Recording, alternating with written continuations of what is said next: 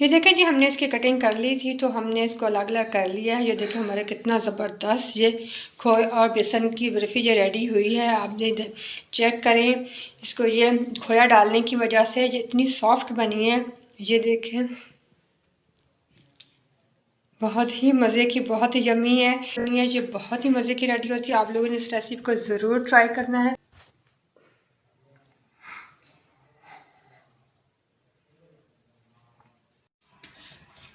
अस्सलाम वालेकुम नाज़रीन, बेसन और खोए की बर्फ़ी शेयर करने के लिए जा रही हूँ, जिसके लिए मैंने 1.5 kg मैंने ये देसी घी है, 1.5 किलो ये मैंने देसी घी गर्म होने के लिए रख दिया है कढ़ाई के अंदर डाल के।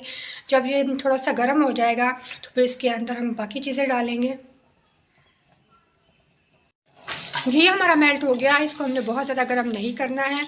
अब जो ये हमने देसी घी का इस्तेमाल किया, यहाँ पे 5 से 6 ये इलायची है, हमने ये डाल देनी है इसके अंदर। इसकी बहुत ही प्यारी सी खुशबू इसके अंदर से आएगी। इलायची को हमने कड़कड़ा लिया है इसके अंदर। अब इसके अंदर हमने 1.5 किलो देसी घी लिया था तो 1.5 किलो ही हमने बेसन का इस्तेमाल किया है, जिसके अंदर हमने डाल देना है।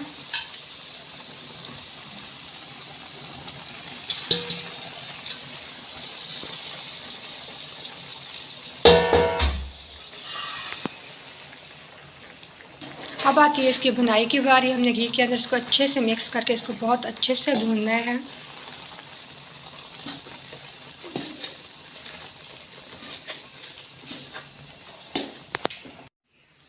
बेसन को घी के अंदर हमने अच्छे से मिक्स कर लिया। ये देखो अब बेसन की भुनाई हो रही है। इसको हमने हल्की आंच पे भूनना है, बहुत अच्छा सा भूनना है ताकि इसका कच्चापन ख़त्म हो जाए। देसी घी की बहुत ही प्यारी खुशबू आ रही है। यहाँ पे हमारी बेसन की भुनाई हो रही है। हमने इसको बहुत अच्छे से भूनना है जब तक इसकी बहुत अच्छी सी खुशबू नहीं आ जाती, तब तक हमने बेसन की भुनाई करनी है। बेसन की बुनाई हम कर रहे हैं। बेसन की बुनाई करते 6 से 7 मिनट गुजर चुके हैं। 2 से 3 मिनट हम इसकी मज़ीद बुनाई करेंगे। बेसन की बहुत ही ज़्यादा प्यारी खुशबू आना शुरू हो गई है। हमने इसकी बहुत ज़्यादा अच्छी सी खुशबू आने तक ही इसको अच्छे से भूनना था ताकि इसका कच्चापन ख़त्म हो जाए। ये देखिए जो हमारा बेसन बहुत ज़बरदस्त सा भून गया है। अब हमने चूल्हा बंद कर दिया है। इसको हम दूसरे बर्तन में निकाल लेंगे। कढ़ाई के अंदर से हमने बेसन हमने निकाल लिया है कढ़ाई के अंदर से, जिसको हमने बहुत अच्छे से भूना था। कढ़ाई के अंदर हमने 1 कप पानी का डाल दिया है।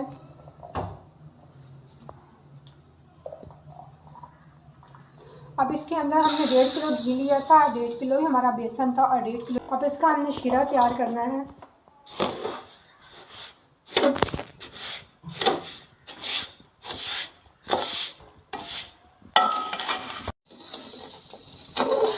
चीनी को उबाल आना शुरू हो गया है, चीनी हमारी मेल्ट होने लग गई है। इसका हमने शीरा पकाना है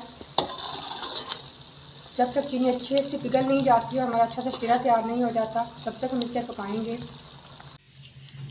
ये देखिए हमारा शीरा अच्छे से रेडी हो गया है। ये चेक कर लें, ऐसे हमने रेडी कर बहुत ज़्यादा जैसे से उबाल आया और जब चीनी मेल्ट हो जाए तो हमने चूल्हा बंद कर देना है। चूल्हा हमने बंद कर दिया। अब इसके अंदर हमने जो बेसन भुना था वो इसके अंदर डाल देंगे।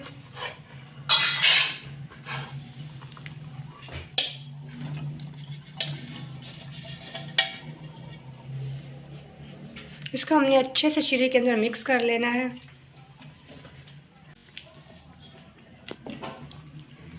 ये देखिए जी हमने शीरे के अंदर बेसन को अच्छे से मिक्स कर दिया है। अब मैंने इसके अंदर नीचे चूल्हा जला दिया है। जब शीरा पक गया था हमारा, जैसे चीनी मेल्ट हुई थी 1-2 उबाले आने के बाद हमने चूल्हा बंद कर दिया था। उसके बाद मैंने ये बेसन डाल दिया है। बेसन डालने के बाद इसको मैंने अच्छे से मिक्स कर दिया है। अब चूल्हा मैंने जला दिया है। अब यहाँ पर इसके अंदर हम खोया ऐड करेंगे। 1 kg हमने खोया लिया है।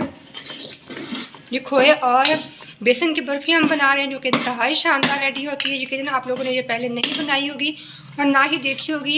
इस रेसिपी को आप लोगों ने ज़रूर ट्राई करना है, आपको बहुत पसंद आएगी। खोए इसके अंदर हमने अच्छे से मिक्स कर देना है। अंदर खोया हमने अच्छे से मिक्स कर दिया है, जैसे कि आपको नज़र आ रहा होगा। अब यहाँ भी 2 से 4 मिनट हम इसे अच्छे से पकाएंगे ताकि ये थोड़ा सा गाढ़ा हो जाए। और साथ भी यहाँ पे हम ड्राई फ्रूट ऐड कर देंगे इसके अंदर। आपको जो ड्राई फ्रूट पसंद है आप डालें इसके अंदर। ये हम पिस्ता डाल रहे हैं, इसके मगज़।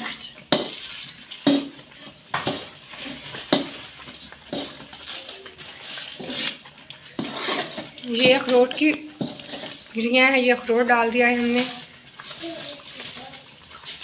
ये काजू है, ये बादाम है, ये खोपरा है जिसको हमने कश कर लिया है, ये हम इसके अंदर डाल देंगे, जिसको हम अच्छे से मिक्स कर लेंगे और इसको हम थोड़ा सा गाढ़ा कर लेंगे और पकाएंगे हम इससे गाढ़ा होने। ढेर सारे इसके अंदर हम किशमिश डाल देंगे। खोया डालने के बाद 3 से 4 मिनट हम इसको पका लिया। जितना गाढ़ा हो गया है इतनी थिकनेस इसकी होनी चाहिए। अब हमने चूल्हा बंद कर देना है और बड़ी सी कोई भी बर्तन लेके उसको अच्छे से नीचे से ग्रीस कर लेना है। ग्रीस करने के बाद उसके अंदर हम डाल के सेट होने के लिए रख देंगे। ये बड़ा सारा बर्तन, ये बड़े से ट्रे है, ये 2 ट्रे मैंने रख ली। इसको मैंने नीचे अच्छे से ग्रीस कर लिया है। अब जो हमने ये बनाया बर्फ़ी और ये बेसन की ये बर्फ़ी है, इसको हम पलट देंगे इस ट्रे के अंदर। इसको अच्छे से हम ट्रे के अंदर फैला लेंगे। हमने इसको सेट कर लेना है।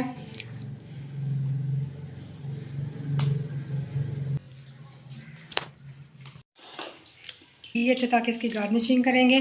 गार्निशिंग से खाने वाली चीज़ को 4 चांद लग जाते हैं।